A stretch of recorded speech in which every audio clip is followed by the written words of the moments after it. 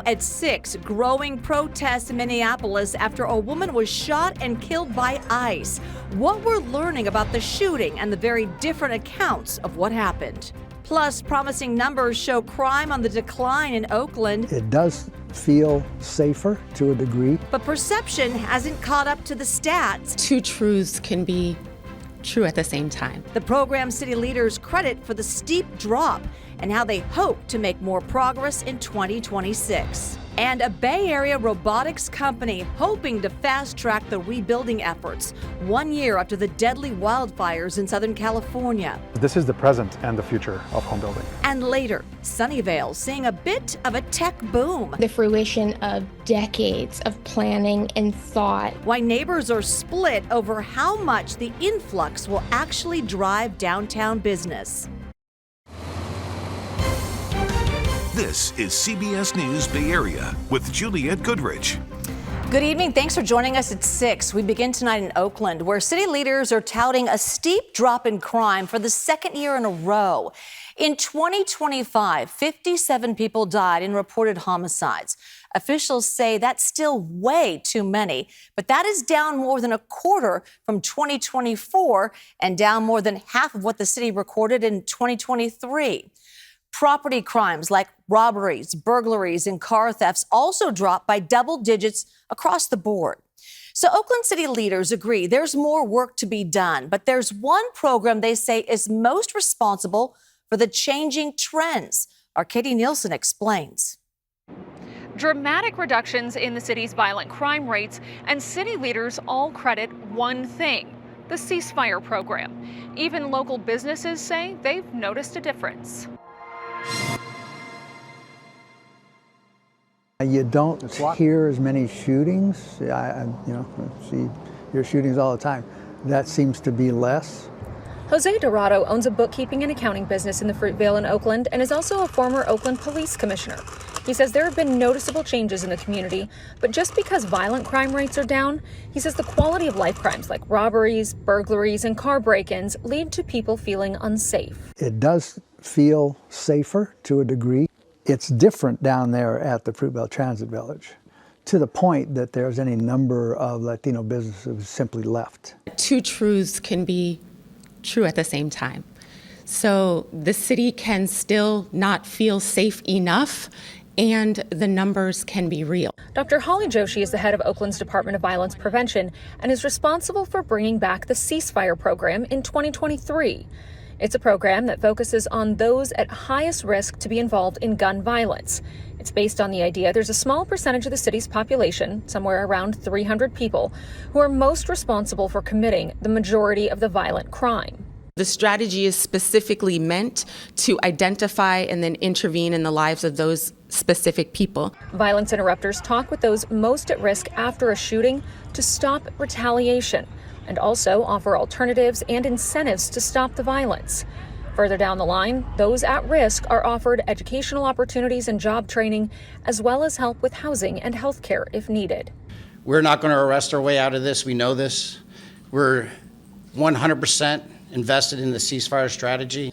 City leaders say they are committed to ceasefire for 2026 and plan to expand the program, but admit more needs to be done.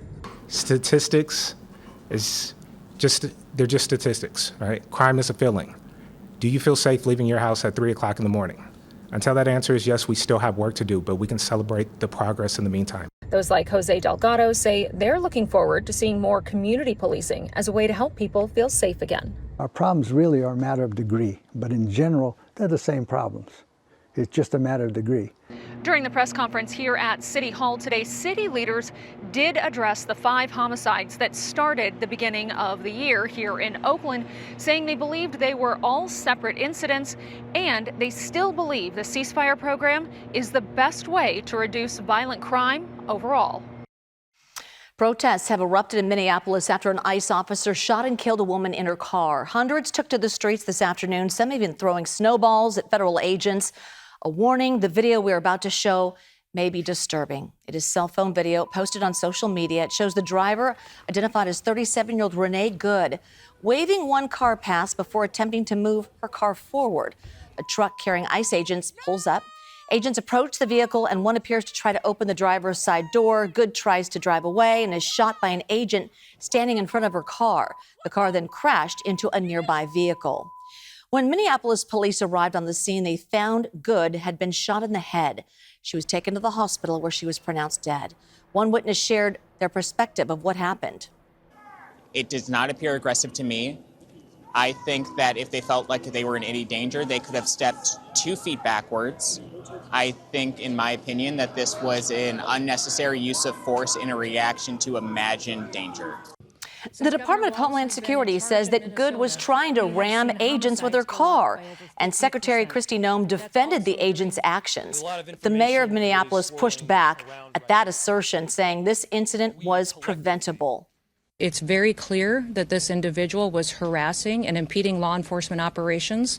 Our officer followed his training, did exactly what he's been taught to do in that situation. They are already trying to spin this as an action of self-defense. Having seen the video of myself, I want to tell everybody directly, that is This was an agent recklessly using power that resulted in somebody dying. Our chopper is live right now as some protesters are taking to the streets in San Francisco's Mission District.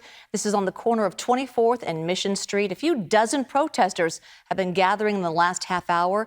They're calling for an end to immigration enforcement in all communities across the country. We will keep an eye on this as it develops. We have more from the ground in Minneapolis and the fallout from this shooting coming up at 6:30 on the CBS Evening News with Tony DeCopel. Caution tape is blocking off a popular shopping district in Burlingame tonight. So right now, emergency crews are still responding to a hazmat situation and power outage that's been going on all day. It's happening near Broadway and California Avenue near the Caltrain station. Broadway is shut down from Chula Vista Avenue to Carillon Avenue. The shutdown started around 9:30 this morning when fire crews were notified of a possible gas leak. PG&E told us a third-party source leaked a hazardous substance into electric vaults in that area. So crews are still working to remove the substance. For now, PG&E says its crews have cut off power for safety. Local business owners tell us this is the second outage in 2 days, and they are losing patience. Yesterday it went out, and so we closed early because we can't do anything. And then this morning I just got back, and then it went out again. We're just in the dark looking at a lot of firemen at a gas station wondering what's going on. PG&E has not confirmed that the back-to-back outages are connected, though they did say they found the substance while inspecting equipment related to yesterday's outage. There's no word on when the area will be reopened. Today marks 1 year since 2 deadly fires burned through Los Angeles County, and the Eaton and Palisades fires broke out within hours of one another. 31 people were killed. Around 17,000 buildings, mostly homes, were destroyed. A remembrance was held for the 12 victims killed in the Palisades fire. An American flag and white flower were presented to families at a ceremony today. The fire, it transformed the landscape of Pacific Palisades. Parts of the coastal neighborhood were left in ruins, with homes and other properties burned to the ground. The Eaton fire also devastated neighborhoods in Altadena. 19 people were killed in the fire. Survivors gathered today to reflect about their experiences and hardships over the last year. Many are still displaced and some nearing homelessness. I felt like my feet have not been on the ground. I felt like I'm moving in a cloud. It feels so unreal. I lost a sense of safety and stability that home represented. Losing our home meant losing our independence. 1 year later, Eaton fire survivors are pushing for a better recovery model and more accountability. Since the fires, fewer than a dozen homes have been fully rebuilt in LA County, and about 70% of people who were displaced are still out of their homes. Around 900 homes are under construction and could possibly be on pace to be completed later this year. One San Francisco-based company has deployed its AI robotic technology to Southern California to build homes in the burn zones. Kenny Choi shows us how this company is trying to transform the future of construction.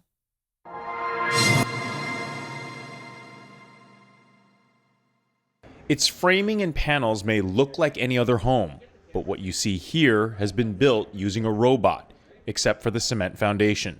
Prasanna Vasudevan is the homeowner. I've never built houses before. This is my first ever time exploring this aspect of home building. He recently bought this parcel of land in a burn-scarred area of Santa Rosa, ravaged by the 2017 Tubbs fire. Vasudevan began researching how long it would take to build a fire-resistant house. The average time frame that I used to get is anywhere from 1 year to 3 years, and I didn't have that much of leeway. To do that, a San Francisco-based company called Cosmic is using its mobile robotic microfactory. They've started to build homes and ADUs in parts of Los Angeles decimated by the 2025 wildfires. Sasa Jokic is founder and CEO. His AI technology takes what's designed and constructs the framing, floors, and roof panels on location. Do you think this is the future of home building? This is the present and the future of home building. Right now, the mobile robotic factory is set up in Los Angeles, where the company plans to help rebuild homes for victims of the Palisades and Eaton fires. They're currently waiving some fees for fire victims and has pledged to build one home for underinsured families for every 10 homes built in the area. We are really on a journey to first really address the housing shortage right now in LA and bring the families back to their homes very fast. An analysis by the National Association of Home Builders estimates tens of thousands of homes aren't being completed because there aren't enough workers. It's an issue that slows building times and raises costs. Construction industry has been battling the issue with the labor shortage for decades. And we right now are having a demand of building 9 million homes in US in order to fill the gap on the housing market. And we don't have people to build those homes. For Vasudevan, his prefab custom home is becoming reality faster than he thought it would. What you're seeing here is a dream home. I've been wanting to build something from scratch, from ground up, and I've been able to make this come true. He's hoping to see a finished product in 6 months and believes he's saving a few $100,000 using robots to build his future home. The National Association of Home Builders says the impact of AI on the industry is limited for now, but is likely to evolve in the coming years. Cosmic says this Santa Rosa home is the first single-family home being built using its AI technology. All right, still ahead right here at 6. Sunnyvale welcoming 2 major tech companies to a new office park. We're going to hear from neighbors hoping the extra workers bring extra business downtown. The community needs people to be viable, to have events and communities, right? You need people to build that. So I'm glad to see that. And later, the 49ers getting ready for a playoff showdown against the defending Super Bowl champs. How the red and gold hope to avoid a repeat of a painful loss from 3 years ago. Silicon Valley's commercial market is seeing a post-COVID comeback. A recent report from the Silicon Valley Institute for Regional Studies found leasing activity through the third quarter of 2025 was on pace for its strongest year since 2018. That surge was fueled in part by tech companies like Databricks and CrowdStrike moving into a new Sunnyvale office park. Our Kelsey Thord spoke with Sunnyvale residents and local leaders about how business growth is shaping the community.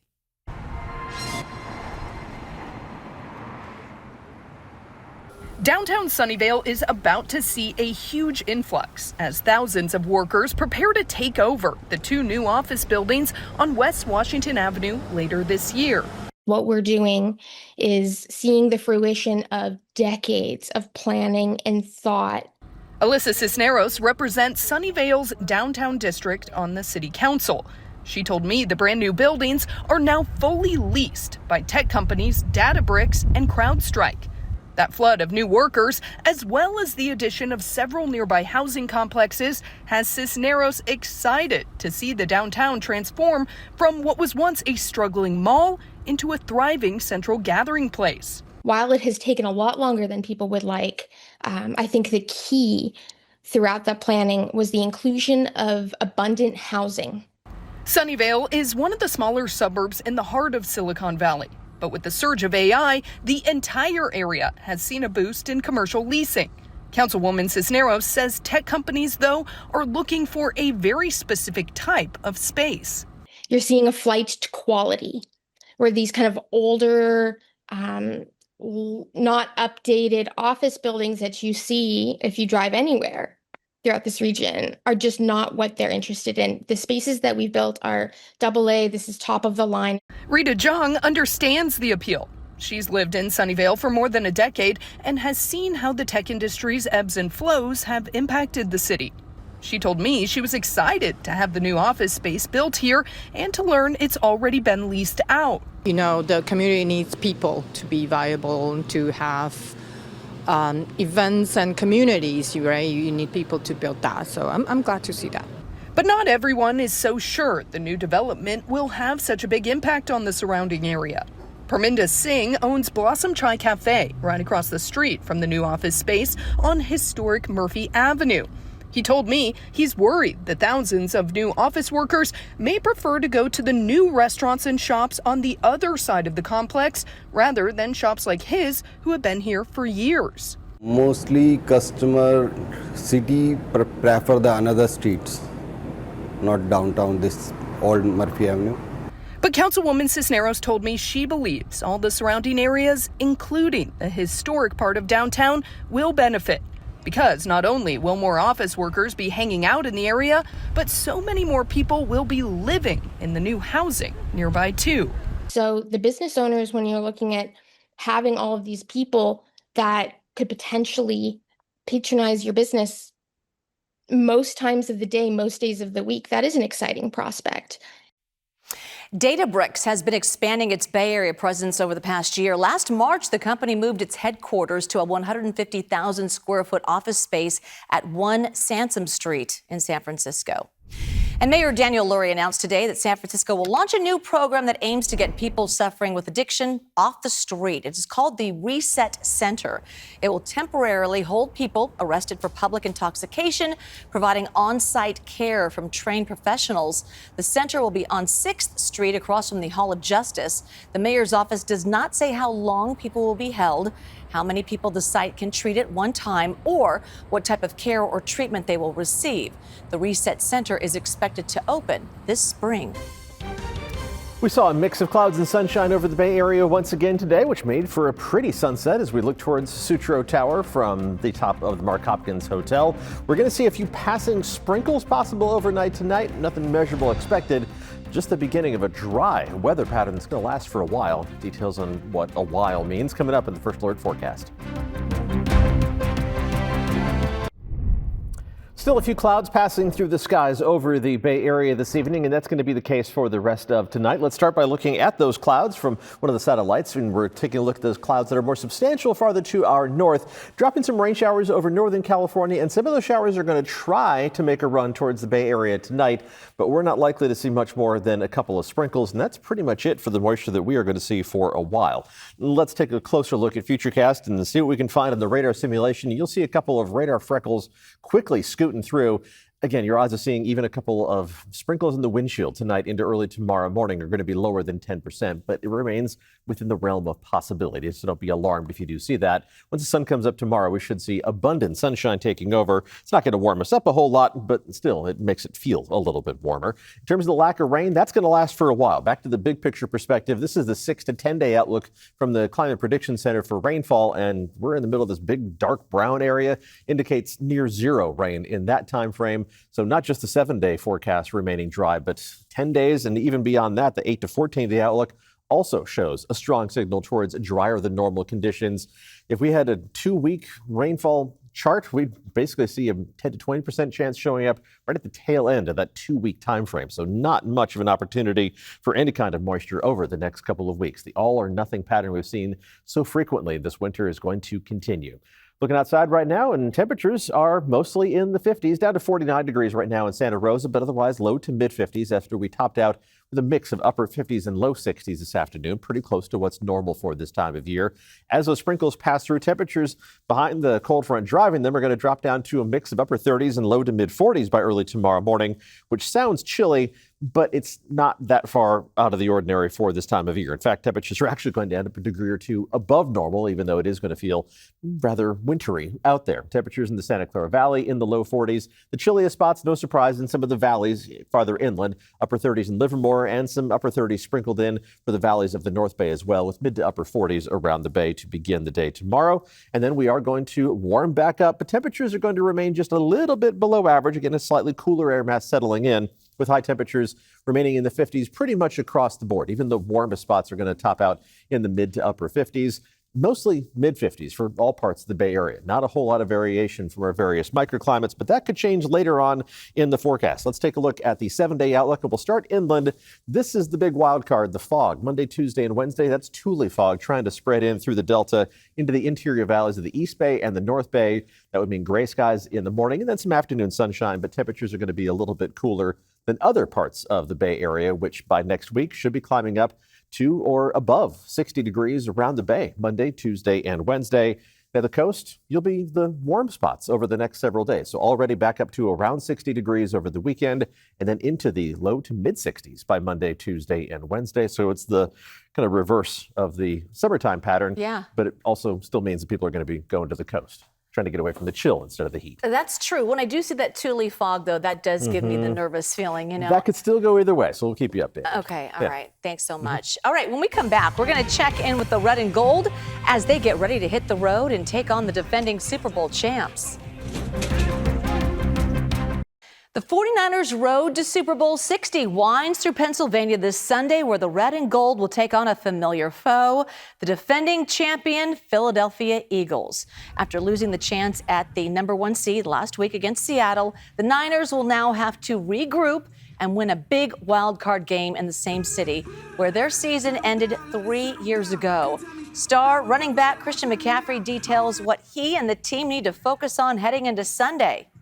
We have history with the team, but this is about executing. It's about controlling what you can control and going out there and playing extremely hard. I like that. All right, right now, FanDuel Sportsbook lists the 49ers as 4.5-point underdogs against the Eagles. CBS Evening News is next. We'll see you at 7 o'clock with more local news. Thanks for joining us.